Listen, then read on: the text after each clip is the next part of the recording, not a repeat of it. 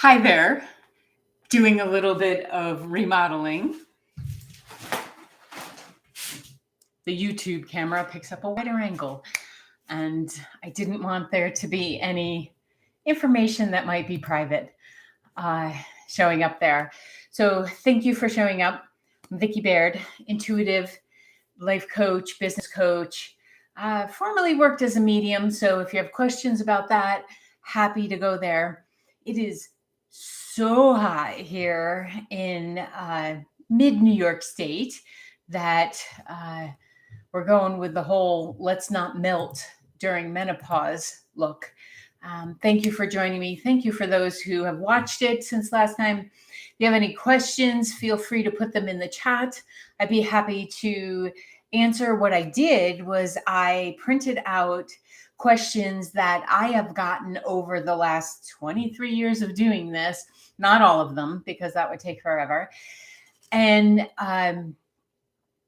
we'll address them because I don't know if you've ever gone to a class and somebody else asks a question and you're like, ooh, I wanted to ask that question, but I didn't feel comfortable asking it, or maybe just didn't get my hand up in time. So I thought that that's what we could do while I'm on here talking to myself, talking to you. And then also open up the discussion to anything that's going on in your life that maybe you'd like a little bit of guidance on. I cannot medically treat.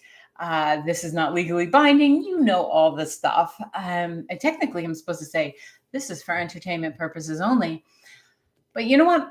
While I truly believe that I can be entertaining, I have a reverence for spirit that I feel needs to be honored. And I do my best to do that and to represent what spirit means to me and how it's impacted, they've impacted my life. So let's get to the questions, okay? And if anybody shows up, I'll divert from my list to theirs. And we'll just go from here. It's kind of like doing the podcast. A lot of the time I'm talking to myself too. And that's cool. That's cool. I just want everybody to have as much information, and then you take what resonates, throw out the rest, take a compilation of other people's information and listen to your own intuition, because everybody has it. So there is no need to guru anyone. Listen to your own intuition. So the first question that seemed to be the most in when I surveyed them was, can you communicate with my deceased loved ones and provide me with messages from them? Can I? Yes. Will I? Likely no.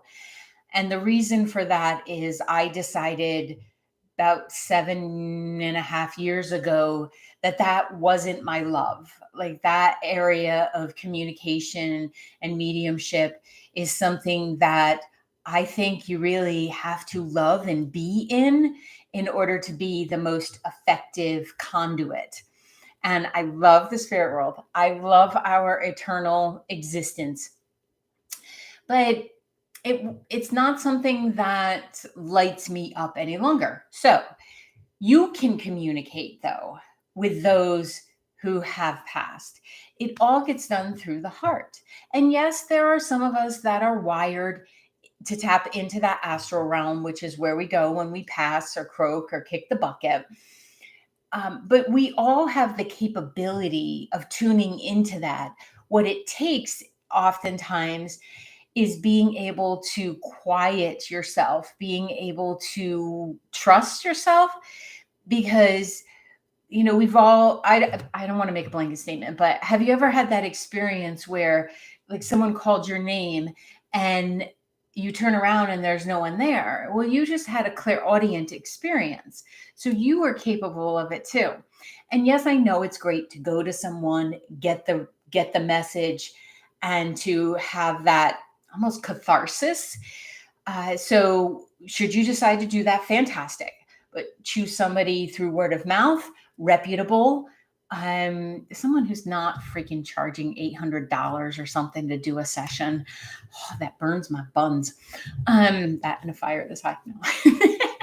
So the ability to communicate did not go anywhere. It lessened. I definitely put a block up and a hold. And what's been fascinating to me and kind of fun is it's starting to show up again.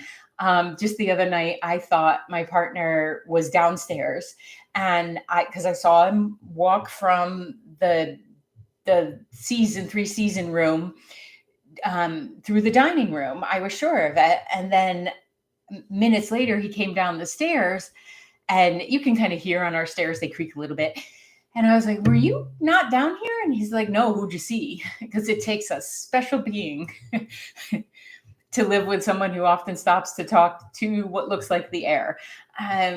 So it's starting to pop up more. And last night we were watching one of those ghost hunting shows because I like to see what's out there. I like to be aware, and I also like to fine tune my own capabilities.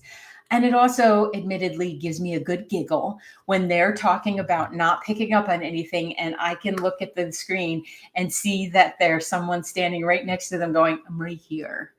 So we all can communicate if you start tapping in. Now, your grief will block it. So if you have someone that you're still healing around, you might not be able to receive that. So not everything is a message. Not every cardinal who flies by is a deceased loved one, but just trust yourself. Listen to that. We are wired in this communication style first, and then our other senses come on. So start trusting that a little bit more. Can you predict specific events and outcomes in my life? This would be from them asking. So can I see future events? Yeah, I can. Do I have an excellent track record? Yes, I do.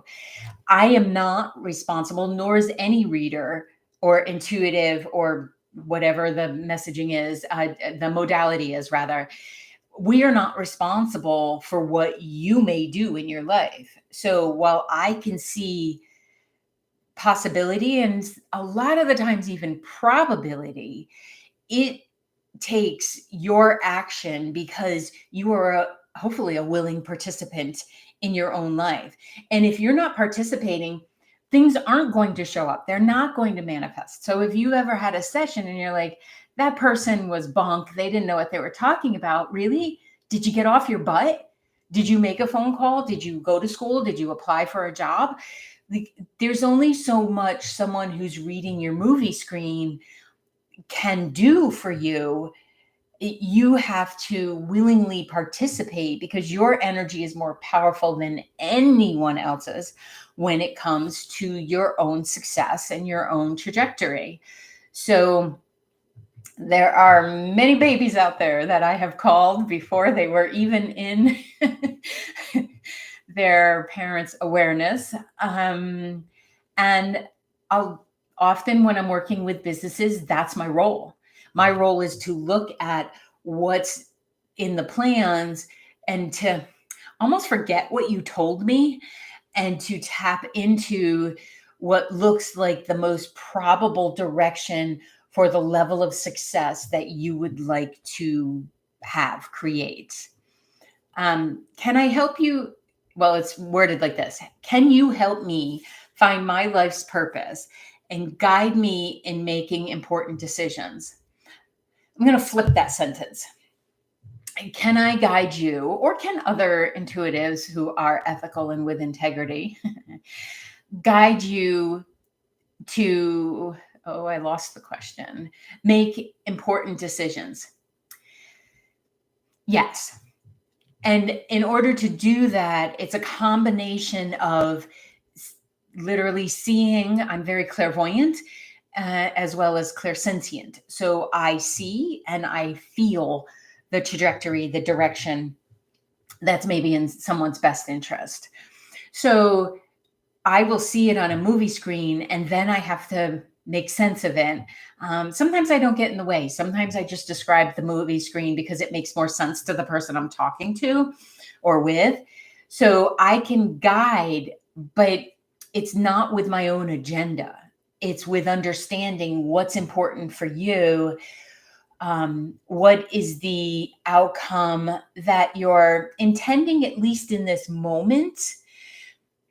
And then that might change, because as we gain more clarity, our ideas change and our trajectory change and our directions change, right? So you can be a very successful medium and decide that's not enough for you. You want to work with people in empowering themselves, so that they get to feel all lit up with who they are.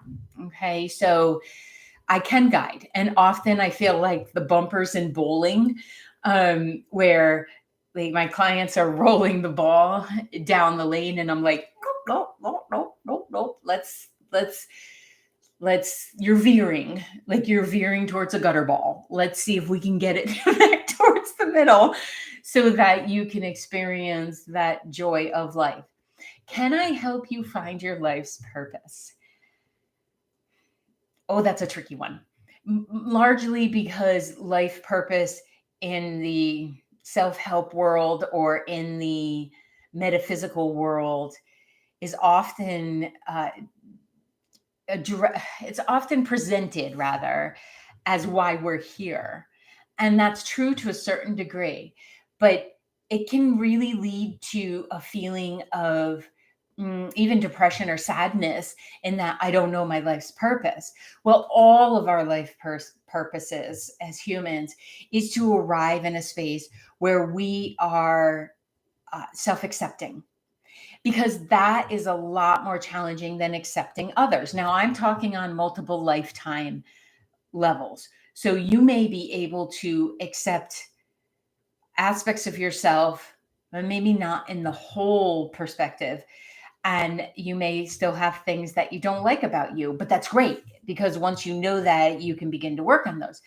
And it's often easier to accept other people and be in that process of love and what's the word I'm looking for? Appreciation, and acceptance. But that can be um, many hundreds of lifetimes in process. So if you think about, well, my life purpose is to arrive in self-acceptance, there's your life purpose. Now, how do you get there? What lights you up? What's exciting for you?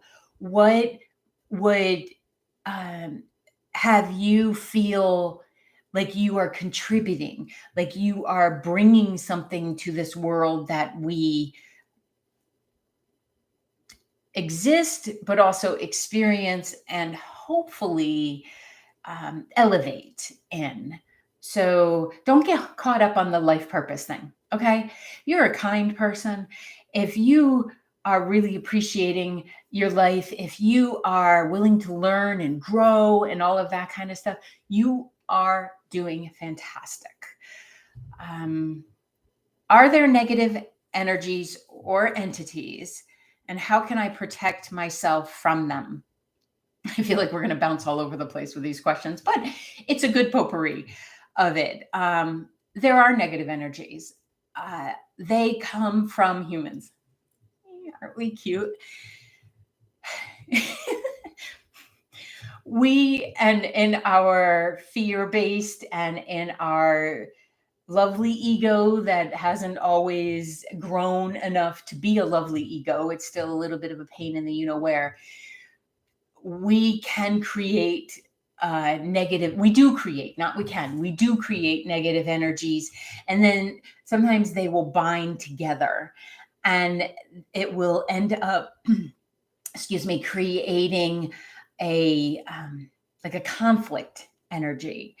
And that's why I encourage people to be lit up about their life, because you will help the whole by learning to love your life, by really being engaged in your life, and by understanding that life happens and something may you may have a miserable day sometimes, and that's fine. So negative energy or entities, there's a couple categories. Okay, so the negative energy created by humans is nasty. Like, the only time I've ever come up against it was when I was clearing a house because people were messing with Ouija boards. Don't freaking use them. They were messing with them and then calling people to come clear their house. Well, I will only do that once. Well, I don't even do it anymore, but I won't. I used to only do that once. If you're going to play with that, if you don't know about it and I come and I tell you, don't do that, that's one thing. But if you continue to mess with that and you're testing these energies, you will open doorways, you will open portals, and you will not be happy about what gets created there. And that's one of the reasons that I don't love all of the ghost hunting shows. I love them for, well, first of all, I don't want to hunt them, but I like the ones that are respectful to energies and to those who have crossed or residual energy. But those that just go in, stir up, and leave, that's rude, that's disrespectful, and it's not serving, because then the people who still have to live there have to deal with that. Okay, so there's the human-based stuff. And then there's those that may not have crossed, well, they didn't cross. So when you pass, there really is a tunnel. It's huge, though. It's not this little tiny thing. There really is a humongous amount of light. And that light is what draws us forward. There's a soul memory within all of us that's like, oh, that's home. I want to go home. And that's why often people on hospice or people who are passing will say, I'm ready to go home. They're not talking about their physical dwelling so much as they're talking about their soul home. And we all have that within us. And sometimes it just gets cloudy by this human experience until you realize it doesn't have to get cloudy by this human experience. So sometimes, though, there could be a traumatic passing. There could be a belief system that's so strong that the soul is like, no way. I am not going over there. Maybe they were taught that they would be persecuted. Maybe they were taught that they weren't welcome. Maybe the message they received was, oh, you're in for it. Maybe they didn't live such a great younger life, and they're still fearing that punishment is waiting for them. It's not. It's not. You don't have to believe me, but I promise you, it's not. What is waiting for you is your own movie that's replaying what you did consciously in this lifetime. So those times that you knew you could have said something differently, or you knew you were taking something that didn't belong to you, those things are going to play. They're absolutely going to play by. And you have the opportunity to look at that and say, yes, I would like to learn from that. I would like to change that. Now, maybe you did some of that in your physical life and it won't be a big deal. You'll be like, oh yeah, I remember that. My intention is to get there, be sitting in a theater with those comfy seats, a humongous thing of popcorn, not movie theater popcorn because it's gross, but fresh popcorn, sitting there going, all right, Vic, you did okay. You did okay. There's some stuff we need to work on, which is great because, eternal. But there's some stuff that you did pretty good. And that keeps me on the straight and narrow here. And it keeps me aligned with my own integrity. Sorry, microphone. So, but there might be those that didn't know that. Like they didn't know that at any moment you can become aware and you can kind of clear stuff up. And they're caught in this lower frequency of the astral realm. Now, the astral realm is also where you go when you go to sleep and you have those amazing soul travel dreams, or you meet up with your Graham, or you get a precognitive message. That's in the astral realm.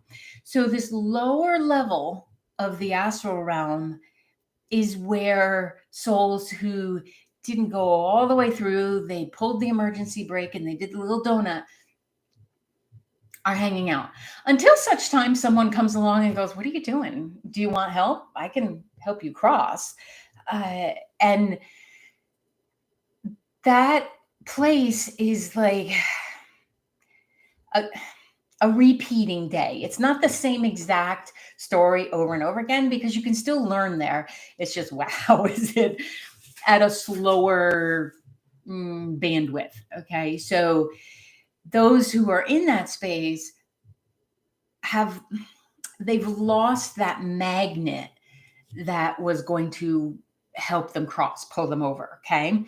So it can still be created for them, and that's done through love, it's done through light. I really suggest you not do it unless you have some training, unless you're with someone who's experienced, because in trying to help someone who crosses, there may be other riffraff that's not interested in crossing. They just want to create problems. Now, I usually, when it's been my experience and I've connected with someone in this place, I come at it from like my mom place. Like when you see a 5-year-old maybe that's lost at the grocery store and can't find their parents or the person they came with, like I go at it from that place and I'll be like, all right, what have you got going on? Can I help? And then I recreate the light to help them cross. But there needs to be that communication back and forth so you don't end up with a jerk and end up with an attachment to yourself, because that can happen too.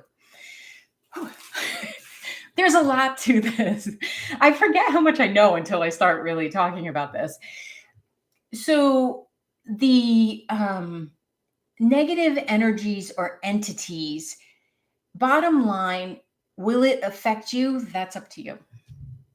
Where is your frequency? Where's your energy vibration? Are you taking care of yourself? Are you holding a lot of bitterness or anger? Because I'll tell you, those that are in that lower astral realm need energy to still exist in the form they're in. So that means pulling it through from our electronics, but also pulling it from those of us who are walking around in our physical selves. So if you're messing with this stuff and you don't have proper training or awareness, you could very well end up with an attachment.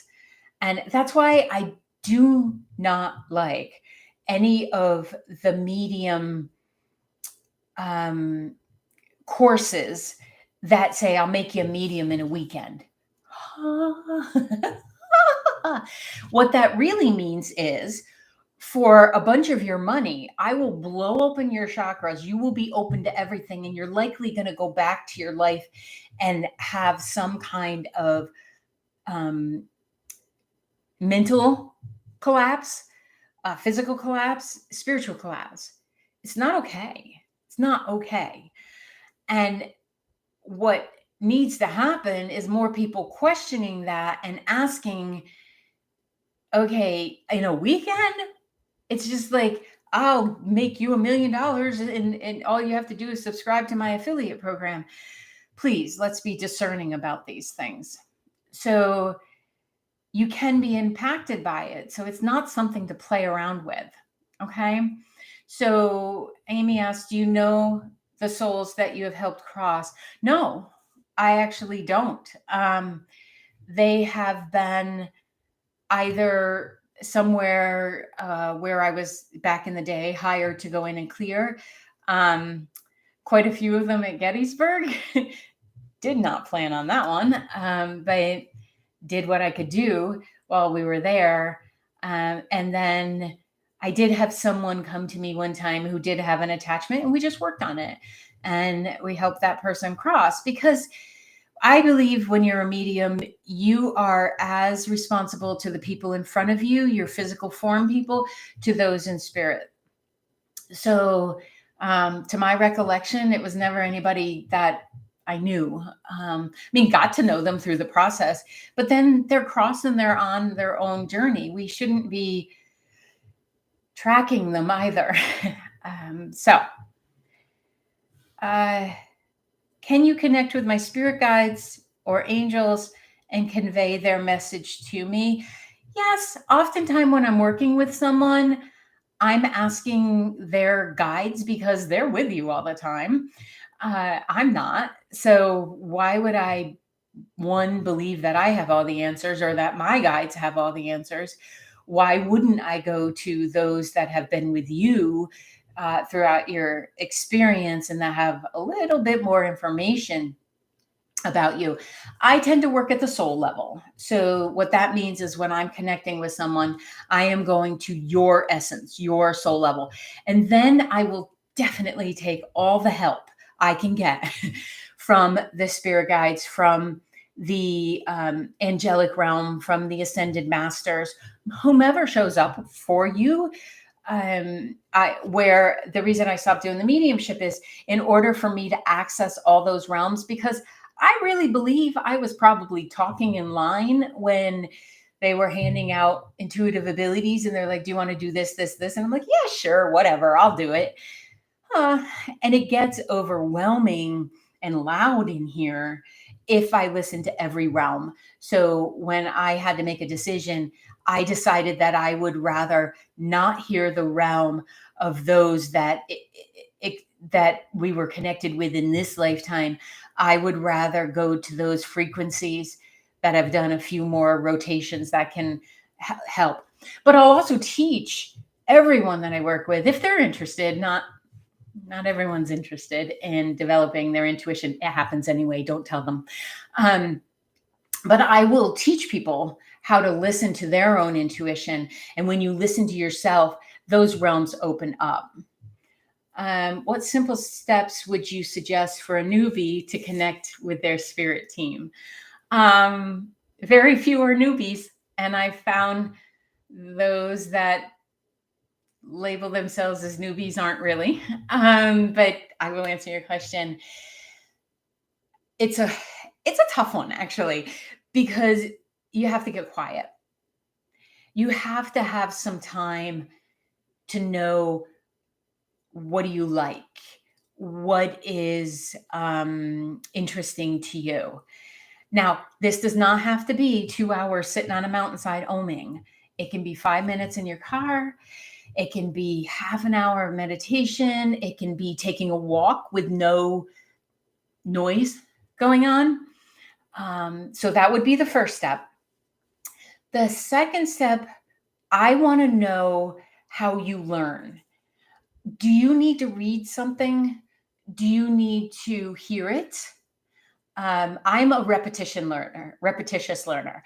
I have to hear it over and over again. And then I'm also a hands-on learner. I have to get my hands on it. Like if I'm learning a computer program, I have to drive. I cannot look over somebody's shoulder. I have to have it in me. I'm taking horseback riding lessons and I'm like, oh boy, there's a lot to learn here, but I need to get my hands on the things to be able to, for it to go in my brain. So how do you learn? Do you read? Do you listen? Do you have to get your hands on it? Because that will give you an indication of, do you have to have the words make a picture in your head? So that will give you an indication if you're clairvoyant. Are you clairaudient? Primarily, we have all of them. Are you clairsentient? Are you claircognitive? That one's tricky because stuff just drops in. So the first step would be to get quiet, and to also know your intention of why would you like to connect. The second would be, how do you learn?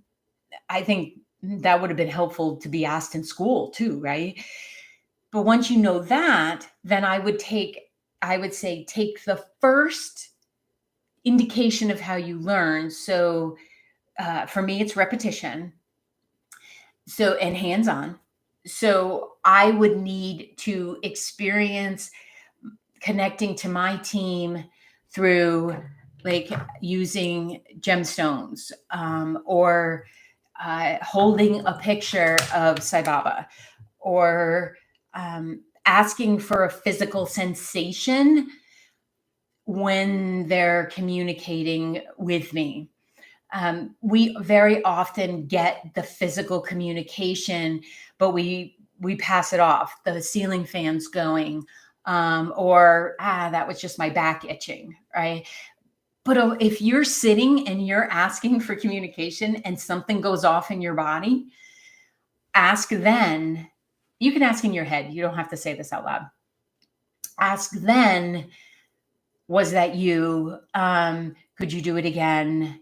Who are you? Now, none of this starts without you setting an intention and asking for white light to surround you. And again, asking for it to surround you will help.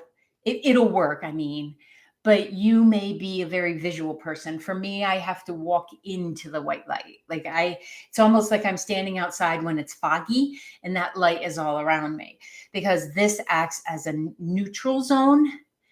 You'll still be able to connect with people, but it helps filter the riffraff. Okay, so you're going to do white light first, prayer light, high intention light. You're going to get quiet. You're going to then remember, oh, yeah, I'm someone who has to read. So maybe you have written a mantra down or a guiding statement. I am here to connect with my team. And this is what I would like to know today. So often people go into this with, tell me what you think. Wow. No, that's like asking everyone in the football arena to say something to you and you being able to discern one message. It's too cluttered. So, what you would do is you would go in with it, and maybe you set the intention of you would like to speak to your spirit guide of relationships, because there's a spirit guide for every area of our life. They just move in and out depending on our invocation and also depending on what's going on in our lives. So your spirit team is your spirit team. We don't share spirit teams. We share angels. We share archangels. We share ascended masters and spirit, soul, source, God. We don't share souls. Whatever your frame of reference for the all. We do share that energy and we contribute to it. So if you want to connect with your relationship guide, you would sit down and in that intention or on your walk, you would intend to receive a message from the guide. Okay. Listen, I've been doing this 23 years and I've been doing it 54 years, just had a birthday, but I have been professionally doing this 23 years, and there are times where I ask, and it's like, leave a message at the beep. I get nothing. So it takes being in alignment, and it also takes being patient. So again, those suggestions that you could do it in a weekend, sure, go learn, but watch your chakras. Clear your energy. Don't take anybody's crap home with you. So start there. Now, I have often joked that the spirit world has no calendars, but if you set up a repeating time, it's often helpful. And that's because you will recognize what time you're heading into it, and you'll send off a beacon of it's time for our meeting. Everybody's showing up.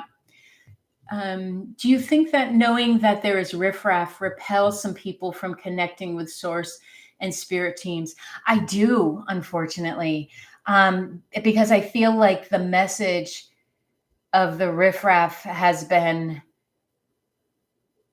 greatly exaggerated so that some people could be on a power trip and maybe could charge more.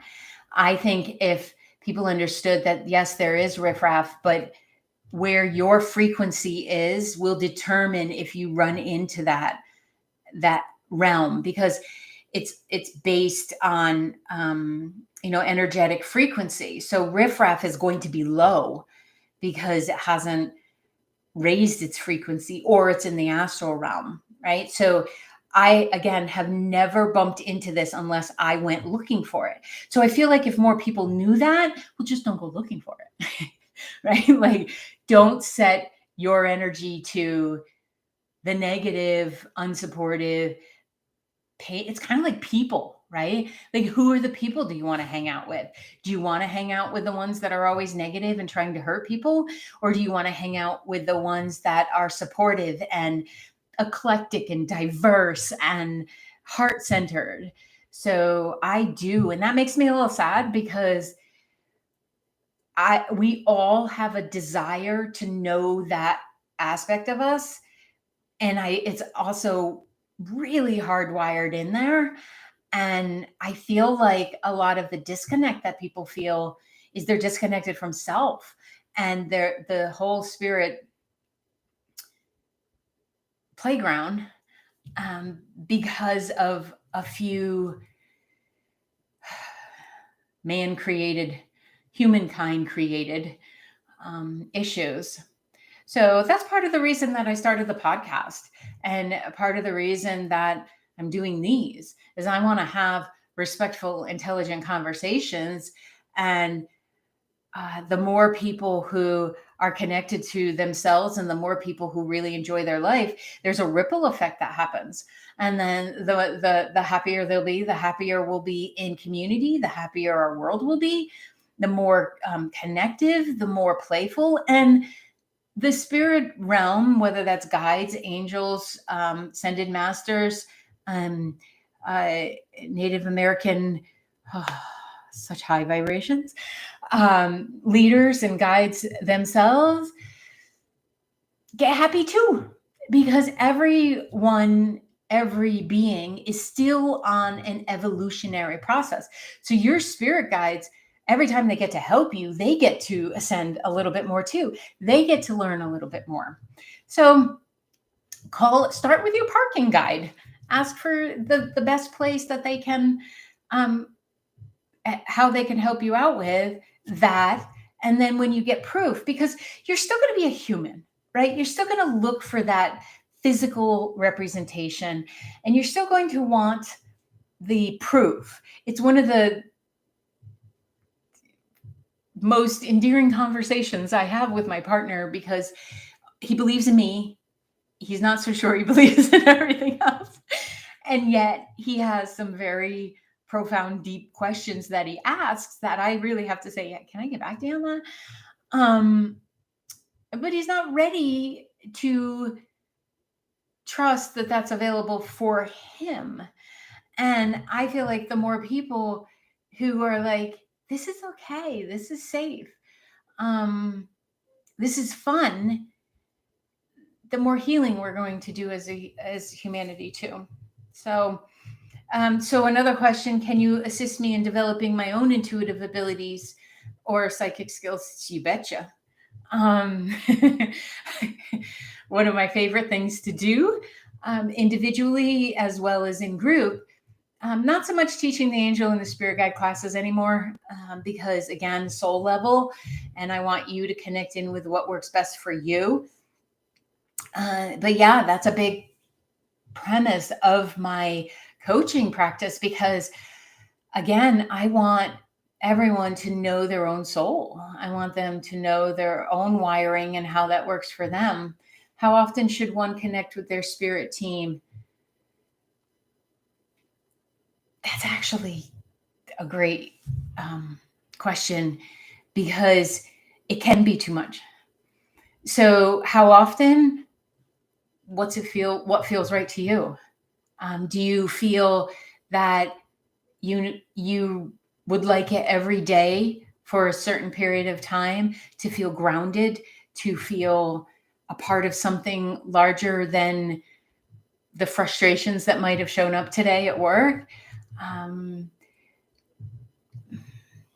For consistency, I'll go that route. For consistency, at least 3 times a week. Don't say 7. It's kind of like working out. I'm going to work out 7 days a week. No, you're not. No, you're not. Something's going to come up and you're not going to. But at least 3 days a week, and set the time frame short so that you accomplish it. And if there's no direct message while you're there, that's okay. You spent time with you developing that muscle, like developing that skill set, neural pathway. Your brain has to process this. Like, it has to bring the energy through for it to make sense to you. Okay.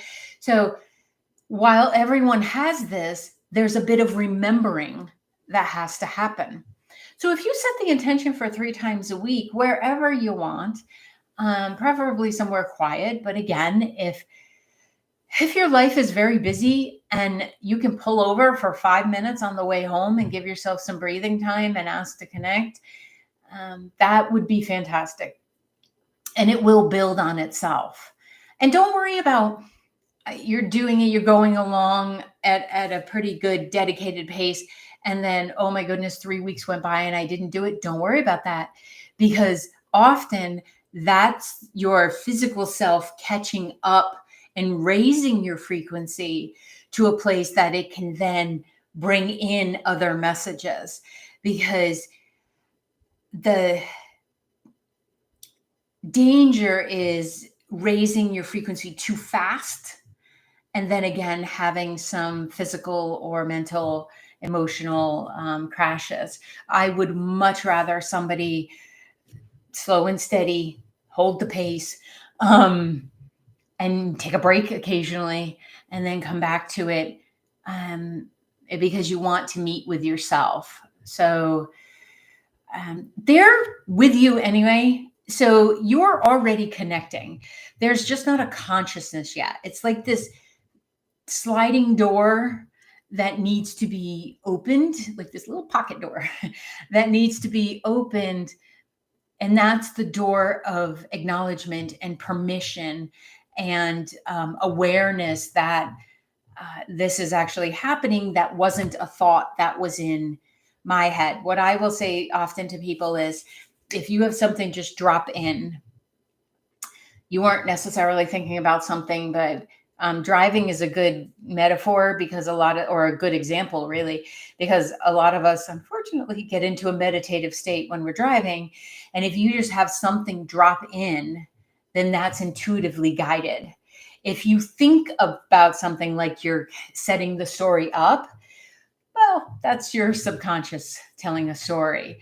So if you have times where something just drops in and you start to lead with that, like you listen to it and you follow it, it will become more consistent. It will become more dependable. Last night, as an example, it happens a lot around here, but last night, as an example, I walked into the bedroom, said something to Mike, and he turned and he looked at me, and I'm like, what? And he's like, I just had that thought 2 seconds ago. And I'm like, good talking spirit. And then, we go about our business. And that's an example of being open to a message coming in. I don't think I tapped into him. It did not feel like I was tapping into him.